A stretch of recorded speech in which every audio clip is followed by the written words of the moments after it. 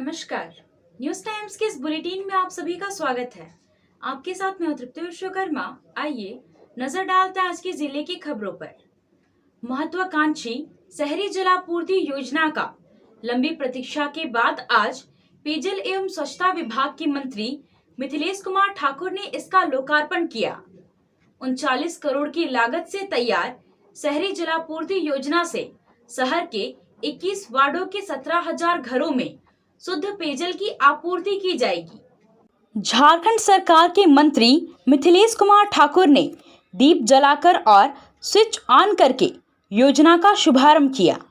इस दौरान चाईबासा की विधायक दीपक बिरुवा, चक्रधरपुर विधायक सुखराम उरांव और जिला परिषद अध्यक्ष लक्ष्मी सुरेन भी मौजूद रहीं। उद्घाटन कार्यक्रम को संबोधित करते हुए मंत्री मिथिलेश कुमार ठाकुर ने कहा कि चाईबासा के लोगों के साथ ही आज मेरा भी सपना साकार हो गया है।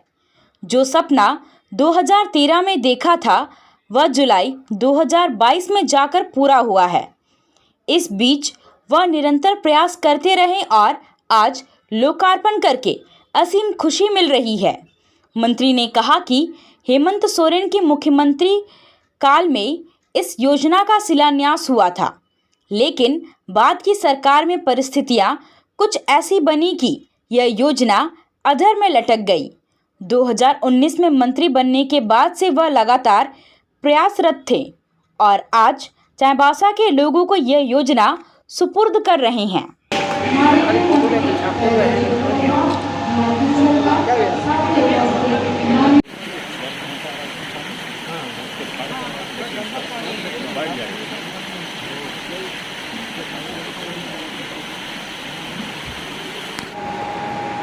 ये चाईबासा वासियों का नहीं, आज ये मेरा सपना साकार हो रहा है कि जो सपना हमने 2013 में देखा था वो सपना आज 2022 के जुलाई महीने में आज ये सपना साकार हो रहा है। इसके लिए हमने कितने प्रयत्न किए हैं इस योजना को धरातल पर उतारने से लेकर और इस योजना को लागू होने तक निरंतर।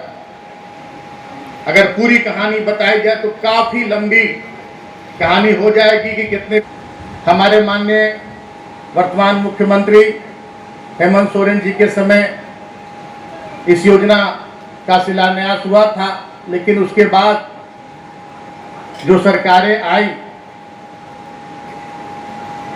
मैं कहता हूं, मैं कहने में संकोच नहीं करता, कहीं भी संकोच नहीं करता हूं कि उनकी दूरदर्शिता के कारण ये योजना अधर में लटक गई। 2019 में फिर से राज्य की जनता ने झारखंड मुक्ति मोर्चा के नेतृत्व में महागठबंधन की सरकार का यहां गठन करवाया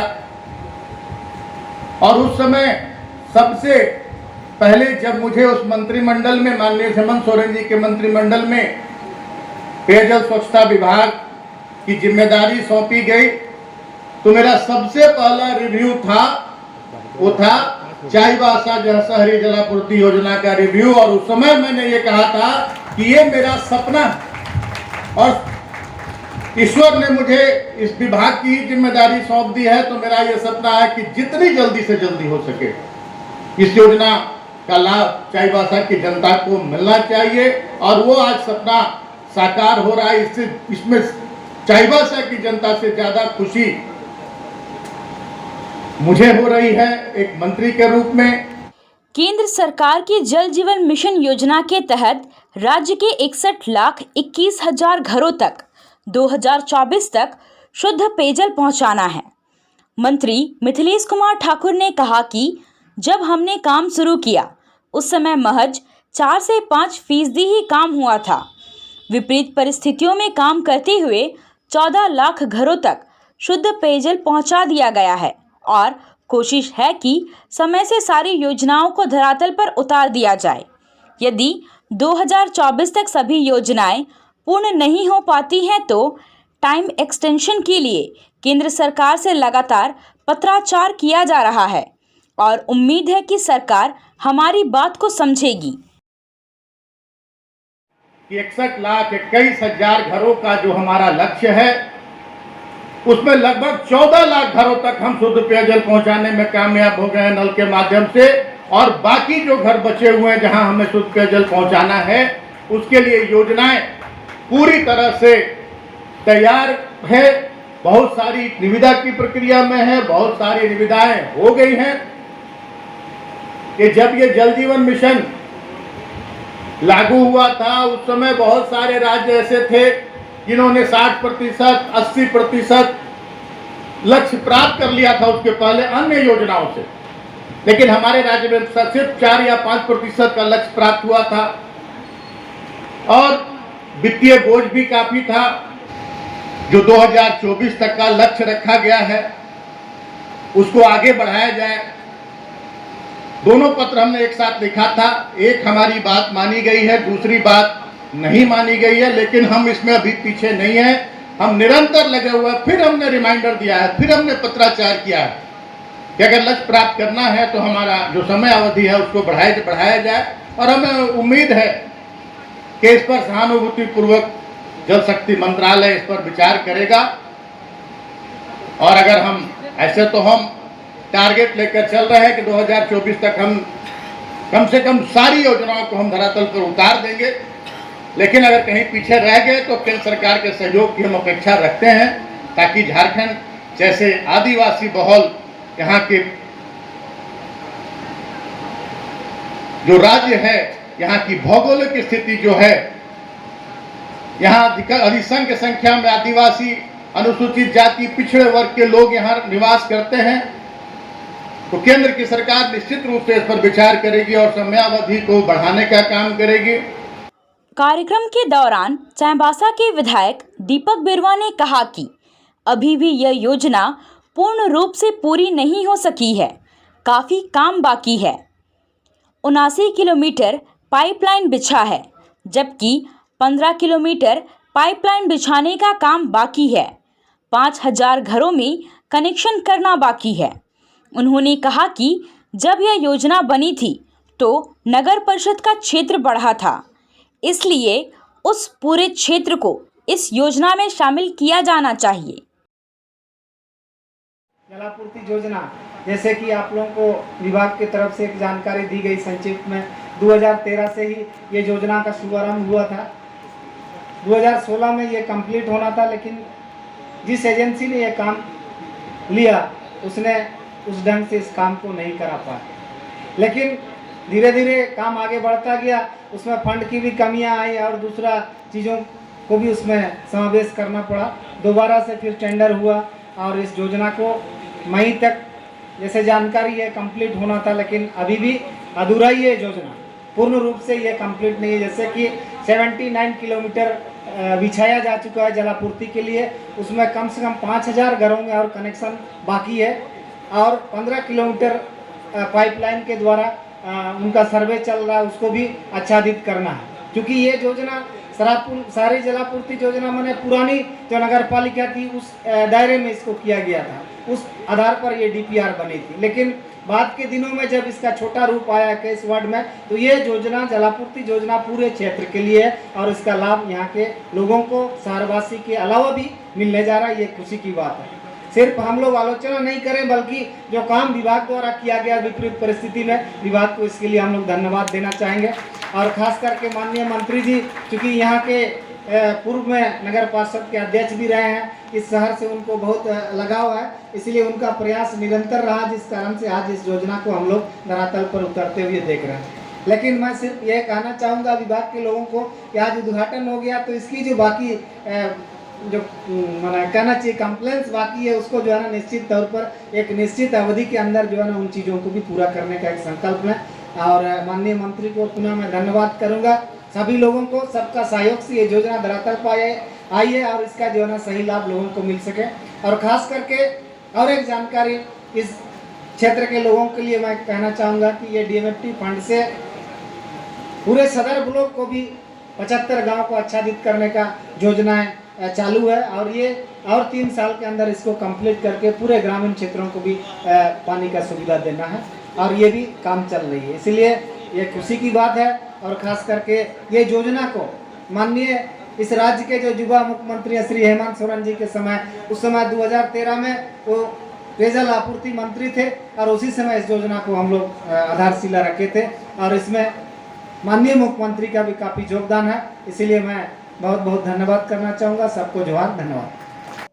पश्चिमी सिंहभूम जिला पुलिस को प्रतिबंधित उग्रवादी संगठन पीएलएफआई के खिलाफ बड़ी सफलता मिली है।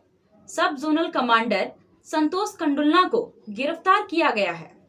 जिले के अति नक्सल प्रभावित बंदगांव थाना क्षेत्र के पीएलएफआई सब जोनल कमांडर संतोष कंडुलना को सुरक्षा बलों ने गिरफ्तार करने में सफलता हासिल की है। इस पर सरकार ने 2 लाख रुपए का इनाम भी रखा था। इसके खिलाफ बंदगांव, टेबो, कराईकेला के अलावा खूंटी और मुरहू में हत्या और उग्रवादी गतिविधियों से जुड़े कुल 33 मामले दर्ज हैं।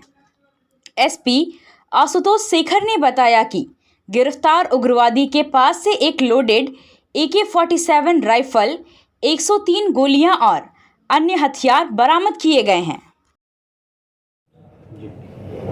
14 तारीख को शाम में हम लोगों को एक विश्वस्त सूत्रों से सूचना प्राप्त हुई कि पीएलएफआई का एक दस्ता बंदगांव थाना क्षेत्र के ग्राम सौदे के आसपास भ्रमणशील है, जिसके आलोक में हम लोगों ने तत्काल एक अभियान दल का गठन किया, जिसमें मुख्य रूप से श्री विकास सिंह, द्वितीय कमान पदाधिकारी 60 बटालियन, श्री उमेश दास, अपर पुलिस अधीक्षक अभियान चाईबासा एवं श्री कपिल चौधरी, मंडल पुलिस पदाधिकारी चक्रधरपुर, इन लोगों के नेतृत्व में एक संयुक्त अभियान दल का गठन किया गया, जिसमें 60 battalion CRPF, Jharkhand Jaguar, Chaibasa जिला की सैट टीम एवं 94 बटालियन CRPF खूंटी की सौदे कंपनी की एक टीम, इनका एक संयुक्त अभियान दल बना के उस क्षेत्र में छापामारी की गई। छापामारी के क्रम में पीएलएफआई के जोनल कमांडर संतोष कंडुलना को गिरफ्तार करने में सुरक्षा बलों को सफलता प्राप्त हुई है। उसकी निशानदेही पर उसके पास से हम लोग को एक AK-47 राइफल, साथ में 2 मैगजीन, जिंदा 103 कारतूस, ढेर सारे मोबाइल फ़ोन और उसके अलावा उसके दैनिक उपयोग में ली जाने वाली अन्य सामग्री, साथ में पीएलएफआई से संबंधित अन्य पर्चा और पिट्ठू बैग एवं एक मोटरसाइकिल बरामद किया गया है। पुलिस अधीक्षक ने बताया कि संतोष की गिरफ्तारी के लिए एक बड़ी सफलता है। विगत 10 वर्षों से यह उग्रवादी संगठन पीएलएफआई से जुड़ा है और वर्तमान में वह सब जोनल कमांडर के रूप में काम कर रहा था। सुरक्षा बलों के लिए एवं झारखंड पुलिस के लिए बहुत ही बड़ी सफलता है। विशेषकर विगत 3 से 4 सालों में इसके द्वारा विभिन्न प्रकार के घटनाओं को अंजाम दिया गया है, जिसमें हत्या और रंगदारी के साथ साथ 17 सीले के अंतर्गत घटनाएं दर्ज हैं। उल्लेखनीय है कि जो विगत कुछ दिनों में गुदड़ी थाना क्षेत्र में आगजनी की घटनाएं हुई या अन्य जो घटनाएं हुई, उसमें भी इसकी संलिप्तता है। इसके अलावा वर्ष 2020 और 2021 में जो गुदड़ी थाना क्षेत्र में पीएलएफआई संगठन के साथ मुठभेड़ हुए हैं, उसमें भी इसकी संलिप्तता रही है और इसने अपनी संलिप्तता स्वीकार की है। गोइलकेरा थाना के कदमडीहा गांव के इचागुडू टोला में विद्युत स्पर्शाघात से पति पत्नी की मौत हो गई है। घटना शुक्रवार रात की है। रात के समय चूड़ी सुरीन नामक व्यक्ति के घर की आंगन के सामने से गुजरा बिजली का तार टूटकर गिर गया था। रात को चूड़ी सुरीन नामक व्यक्ति की पत्नी सोमवारी सुरीन जब घर से बाहर निकली तो जमीन पर गिरे हुए बिजली के तार की चपेट में आ गई। उसके चिल्लाने पर जब उसे बचाने पति चूड़ी सुरीन वहां पहुंचा तो वह भी बिजली के तार की चपेट में आ गया, जिससे मौके पर दोनों की मौत हो गई। आजादी के अमृत महोत्सव के उपलक्ष्य पर पश्चिमी सिंहभूम JSLPS की ओर से सदर प्रखंड के मतकमहातू पंचायत भवन में 1 दिवसीय ग्रामीण उद्यमिता विकास पखवाड़ा समापन समारोह का आयोजन किया गया। समारोह में आजीविका को बढ़ाने के लिए हाटगमरिया प्रखंड के 4 SSG दीदियों को CCL के द्वारा टोटो वाहन प्रदान कर आजीविका बढ़ाने के लिए प्रोत्साहित किया गया। समारोह में JSLPS के DPM ने उद्यमिता के महत्व की जानकारी देते हुए उन सभी को उद्यम करने के लिए प्रेरित किया। जिले की महिला उद्यमियों के उत्पादों की प्रदर्शनी लगाई गई। समारोह में 370 उद्यमियों के बीच 1 करोड़ रुपए का चेक प्रदान किया गया। इस मौके पर मुखिया, BPM और स्वयं सहायता समूह की महिलाएं मौजूद थीं। आज के लिए बस इतना ही। कुछ और खबरों के साथ हम फिर हाजिर होंगे। तब तक न्यूज़ टाइम्स की पूरी टीम को दीजिए इजाजत। नमस्कार।